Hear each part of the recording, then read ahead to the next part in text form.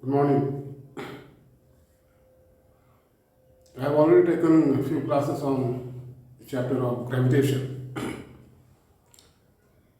Here, in this class, the topic is satellite.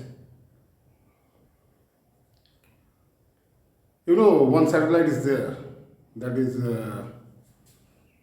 our natural satellite, that is Moon.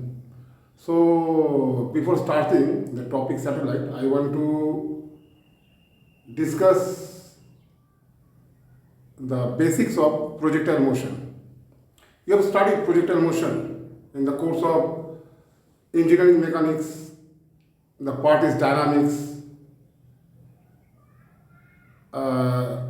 Somewhere the name of the chapter is given as projectile motion, and somewhere it is given as curvilinear motion.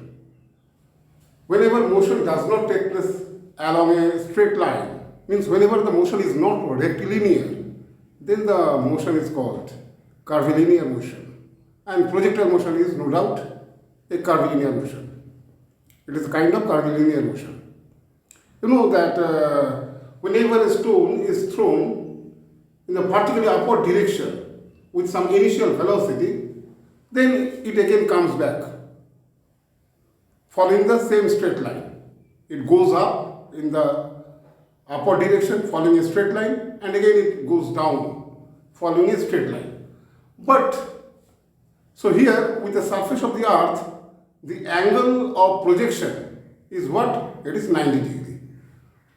But when the angle is not 90 degree, it is other than 90 degree, say it is 30 degree or 60 degree or 45 degree or 40 degree, but it is not 90 degree. Okay, say we are throwing a stone with an initial velocity of 50 kilometer per hour, 50 kilometer per hour, and the vector or the angle of the initial velocity with the horizontal surface of the earth makes an angle of 60 degree. We know that the stone simultaneously executes two types of motion. One along the horizontal direction and other along the vertical direction. Simultaneously, two types of motions are there. Okay? Both are translatory, no doubt. Both are translatory, but it is covering the both directions simultaneously, the horizontal as well as the vertical. And you know, if an angle of projection is given, I have mentioned here 60 degree just for example, but say the angle is 30 degree, theta, and the initial velocity is u. Okay, and what? And nothing else. Only initial velocity and the angle of projection is required. Angle of projection means the angle of the velocity vector which makes with the horizontal. That angle is theta. So what we do? We resolve the velocity. Velocity is a vector quantity. So we resolve the velocity into two components. One along the horizontal direction, which is u cos theta. Another along the vertical direction, which is u sin theta. Right? Now say the total projection time is total time of flight is t, small t. So when it is going in the vertical direction with the initial velocity u sin theta, the acceleration due to gravity acts on that object. Okay, acts on that object. And the stone or ball, anything else, anything, it may be anything, okay, anything of mass I would say. So it is going in the upward direction and acceleration due to gravity is acting in the downward direction. So what will happen after some time, since deceleration is present or retardation is present, so velocity will be zero somewhere. In the upward direction, it will be somewhere zero. And just after that, it will start falling in the downward direction. Okay. So again, there is horizontal component of velocity. So combining these two, what will happen? The object will follow a parabolic path. The object will follow a parabolic path. So, what is the range of the parabolic path? Means horizontal distance where the stone even touches the ground or the surface of the earth. It is the velocity component u cos theta which will remain unchanged because there is no effect of gravity on that component. So total time of flight multiplied by that horizontal component, that will be the range of the particle or the stone. Okay. Now, if I say you keep the angle fixed, it is fixed at theta. Okay. So you have seen that the range is u cos theta multiplied by t. T is known. Just by using these equations, you are able to calculate the value of t. Means time, total time of flight. And what I am saying that u cos theta remains unchanged. It remains unchanged, u cos theta multiplied by t, that is the range. Now, if you keep theta fixed, and t is how much? V is equal to u plus gt. You know this thing? V is equal to u plus gt. So here, when it reaches to the topmost position, when the particle reaches to the topmost position, their velocity will become 0. Okay, vertical component of velocity is how much? It is u sine theta. So the left hand side is v will become 0. Right hand side is the first term is u sine theta, therefore minus g into t, minus because of retardation. Okay, minus gt. So t is how much? It is u sine theta by g. So total time of flight is twice this value, means 2u sine theta by g. Right? 2u sine theta by g. Then what is the range? U cos theta into t. So u cos theta into 2u sine theta by g. So what is there? U sine 2 theta by g. Right? U into sine 2 theta. Angle is 2 theta. U into sine 2 theta by g. That is the range. So range is now known. Range is equal to u into sine 2 theta by g. So if theta is fixed, g is automatically fixed. It is acceleration due to gravity. So to increase the range, what you have to do? If theta is fixed, you have to increase the initial velocity.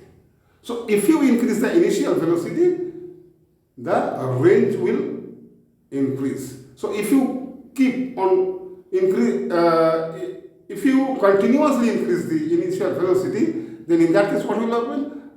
The range r will go on increasing. The range r will go on increasing. Now if you stand on the top of a tall building or the top of a mountain and you throw a stone with very large velocity.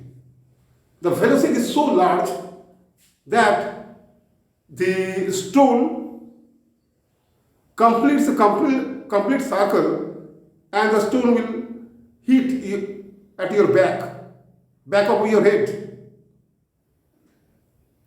It may so happen because you are increasing u, the initial velocity.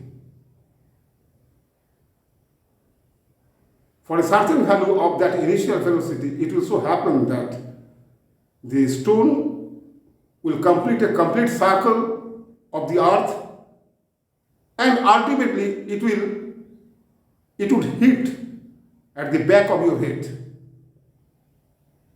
with the same initial speed. Mathematically, it can be proven. Mathematically, it can be proved that with the same initial velocity, it will hit at the back of your head. So, this is the technique satellites are designed, or the orbits of the satellites are designed. This complete circle is called orbit. And this motion, this type of motion where the stone or the satellite continuously revolves around the earth is called orbital motion. This type of motion is called orbital motion. So for the satellites, this technique is used. Rockets carry the satellites, put in the orbit and give some initial velocity. Okay. So when the satellites are nearer to the Earth, the velocities are very high. And when it is far away from the Earth, from the center of the Earth, when it is far away, the linear velocity is v. Okay, linear velocities are smaller.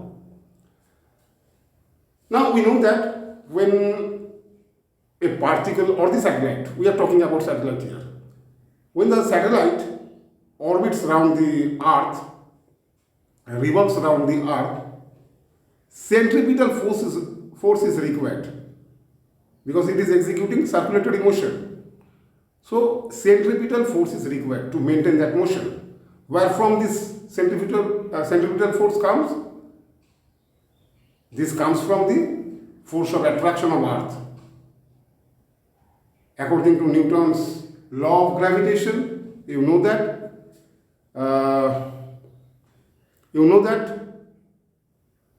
both the Earth and the satellite are attracting each other. This force of attraction of Earth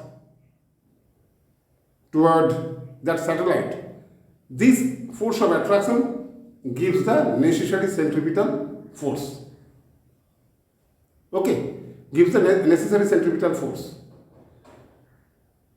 What is, say, mass of the Earth is capital M and mass of the satellite is small m. And from the satellite, the center of the Earth, from the satellite up to the center of the Earth, the distance is small r, up to the center of the Earth, okay? The distance is small r. So what is the force of attraction? It is capital G into capital M into small m by r square. That is the force of attraction. And what is the centripetal force? Centripetal force is equal to either m omega square r or mv square by r, where v is the linear velocity and omega is the angular velocity. So we are going to use that linear velocity term. So mv square by r. Therefore that centripetal force is equal to this force of attraction. Therefore mv square by r is equal to gmm by r square. Okay, so from both sides, the small m are cancelled. This small m is cancelled. So in the left hand side, v square is there.